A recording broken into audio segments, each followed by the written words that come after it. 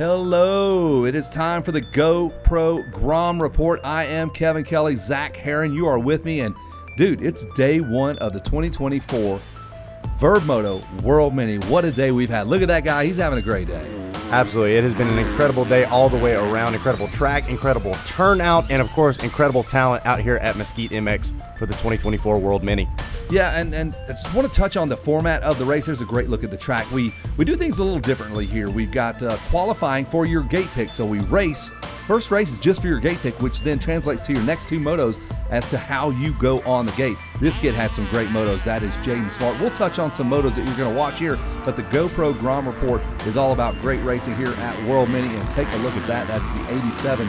I believe that might be Grayson Townsend. Some great racing was had in several different classes, Zach. Yeah, all the way around, coming all the way down to the finish. And just like you said, because these riders are doing a 5-lap race for your qualifying efforts in first and second moto, they're putting it all out right off the bat as we see the first of our classes, 65, 7 to 11, headed into turn number 1, and right off the bat, no surprise, the number 4 of Jaden Smart grabbing the whole shot, trying to make quick work of it. Yeah, and he actually did. He is one of the premier riders in the country, in this class, in the world. I'll put that kid up against just about anybody.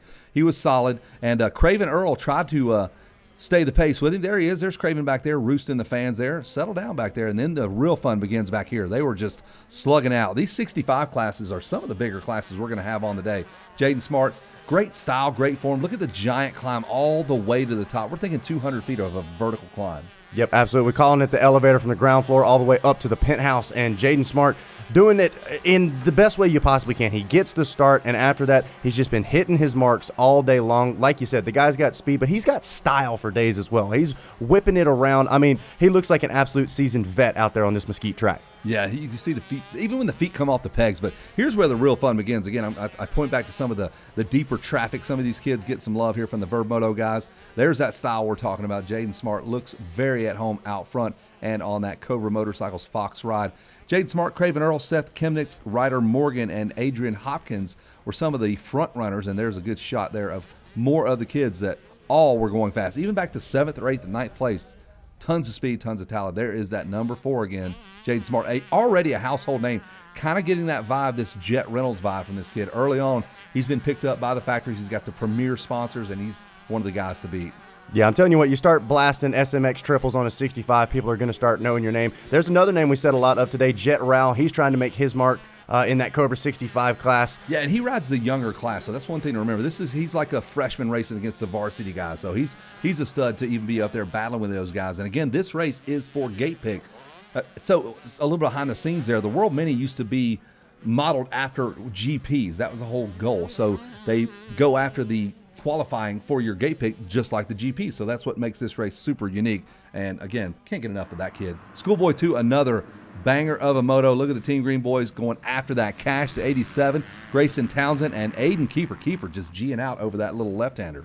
Yeah, Townsend making the most of a little mistake from Kiefer. He got out front early, and like we said, the start going to be absolutely crucial. These guys racing for not only the first, but the second moto gate picks as well, and Aiden Kiefer knew he needed to get rolling, but I tell you who else kind of came out of nowhere and made it straight to the top of the field. Alvin Hillen on that number 24 Honda. There he is. You can see him in third there, climbing to the top. We're like, all right, I know Alvin Hillen. We've said his name a few times at Loretta's, at Mammoth, and some of the other races, but we thought, the real battle's going to come between Townsend and Kiefer, Aiden Kiefer, but things are about to change here in just a minute. Yeah, you take a look there. We saw Hillen making quick work. He was able to slip around Aiden Kiefer after a quick little mishap off-track excursion. And look at that. He's just different. He looks like a mini Jason Anderson. Yep. He looks like him literally in the face. The jersey immediately comes untucked. He's long, he's lanky, he's fun to watch.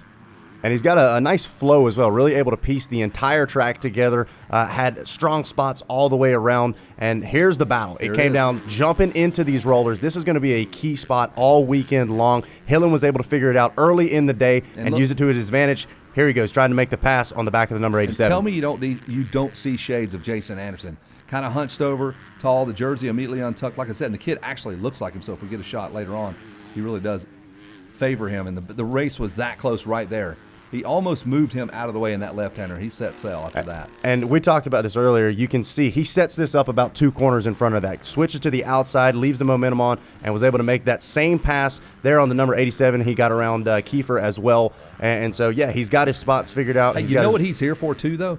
Honda paying big bucks. They matched what Kawasaki is doing, and he came all the way out here to get some of that Honda contingency money. Bill Savino's time to pay up. Absolutely. Cha-ching, cha-ching. Townsend not trying to let him run away with it, but he got a fresh taste of clean air. As you see, Aiden Kiefer was able to capitalize on a mistake and move into second.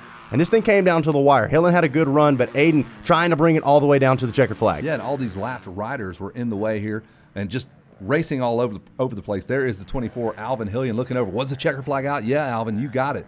Pumped. Look at that. But Kiefer made a run at him late in that moto, and there he is, little baby Jason Anderson. And that was you. That was me. Kid, how about that? 250C, 12-17. The testosterone is flowing. They barely got a driver's license. They don't care. It is rock and roll time here with our 250C class.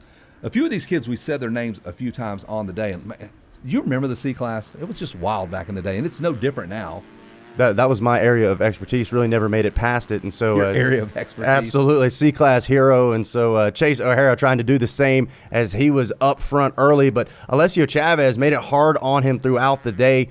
And as you can see, we going back a little deeper in the field, we got stacked C classes all the way across the board, and it was this close. The 529 trying to jump through there like the boys in the B class and schoolboy classes were not. It's tough to do, and this is a dope track in terms of dirt. Some of the guys are saying it's some East Coast dirt way out here on the West Coast.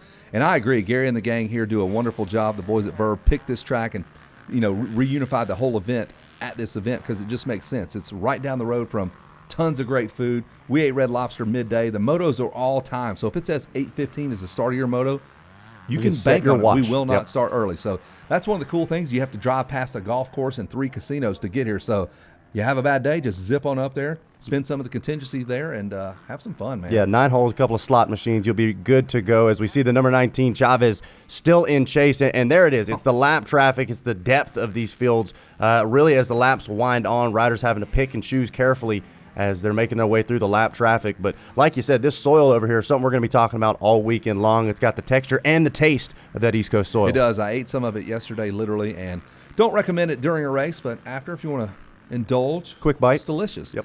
And they do a great job maintaining that. Gary and his crew are going to water the entire day to the last moto. I was up there in the tower and they go, hey, what do you think? Should we leave the track? Are we good? We got 3 motos. He goes, no, take it to the finish line. Let's give these guys all a great product right to the finish. And I can respect that as a former track promoter. As you can we're in Arizona, Nevada, one of these states. I don't even know where I'm at. Depends on the property. Yeah. Right. We're very close to a state line, but it's hot and it could be potentially dry. Blue groove. They did not let that happen here. And talking about not letting it happen, the number 19 not letting the 529 run away with it. He's keeping this thing exciting all the way through this 250C 12-17 moto. And we were up in the tower. We didn't know how this was going to go. There were several spots. Chavez a little bit faster. He's closing the gap. That's a great shot of that hill. That is such a climb all the way to the top. And that was part of the Gypsy 500 just a month or so ago. And Wes Williams was telling us that's a scary hill to climb. You have to race on that thing. Yeah, instead of checking up and hitting the brakes at the end of it, you upshift and just launch out of that thing. Let it eat, man. Let that thing eat. We jump into Super Mini 1, 12-15. And this was another one. This was arguably one of my favorite races of the day. Several different names on the board. There you see the 323 of Reciba there. He got a great start and tried to make quick work. Didn't we? Yep. It was so good. This was one of my favorite motos of the day. It made you want to get up off your seat. Honestly, just throw it off the bike. And there's Siva going down that big hill, and I don't know if this is the actual where he goes down, and it is. That's where he goes down.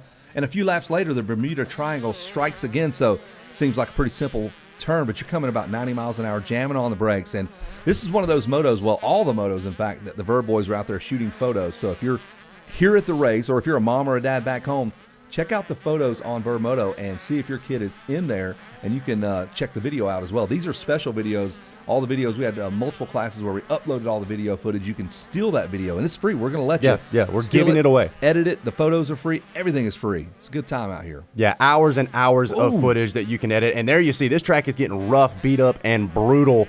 The riders wide open, though, absolutely going at it. And this is just for gate pick. If they're this intense for a gate pick, I can't imagine when we actually get to the championship motos. That's right. There's Jason Baker's son, Jace Baker. He's coming into his own now on that 278 machine. He is one of the legit boys, running about in the number 4 spot. And as the laps wore on, your top 3 swapping back and forth. There you see the 444 machine of Wyatt Duff out front having his turn in the lead.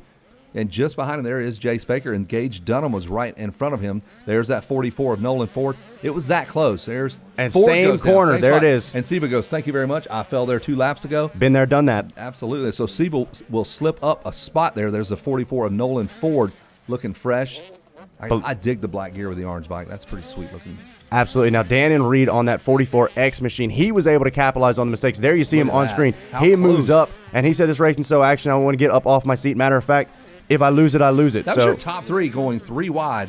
And look at this. All of nowhere, Gage Dunham on the number 5 says, wait, I want to get on this action as well, even if I got to take the long way around. So close. There's Dunham on the 5 on the inside. Gets past Seba. Seba fights back. This is the last corner, and those guys were almost side by side coming across the checkered flag. Yeah, and it was Dan and Reed was able to hang on as we transitioned to the Open BC class, but got to give some shout-outs to those boys in that Super Mini class.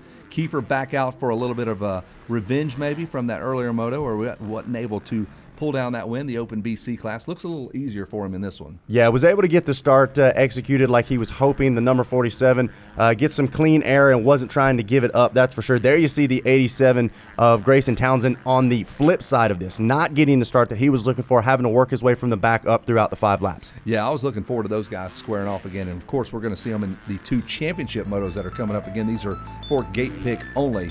And don't forget the 171 Chase Haynes. He's got that green bike with the all red gear, and he was putting some pressure on the number 47 as well. You can't see in this shot, but he was really a standout rider throughout the day. Had some great performances in the C class last year. There he is on screen, and he is mixing it up with the Open BC class here in 2024. Yeah, and we're stoked. We hope you come back and follow along with all the action. Vurbmoto has so much media to show you. All the photos are free, the videos are free. Townsend having free. Yeah, that was not free. That cost him a few contingency bucks, but we are stoked that you guys are joining us here. The 2024 World Mini, the second time the boys at Verve have brought it back here. The numbers are bigger. 45th running of it. We have more vendors here. Yep, that's 45 times they have run this. So 2 more days of championship action. The big boys, it's going to cost you nothing. It is. It's free. Absolutely free. You're going to have free video, free photos to go along with it as well. And the action on the Mesquite main track is just part of it. We got Stasic Racing. We got raffles to give away as well. All of the things that you know and love here with the Vurbmoto Shred Tour. We'll see you back for day 2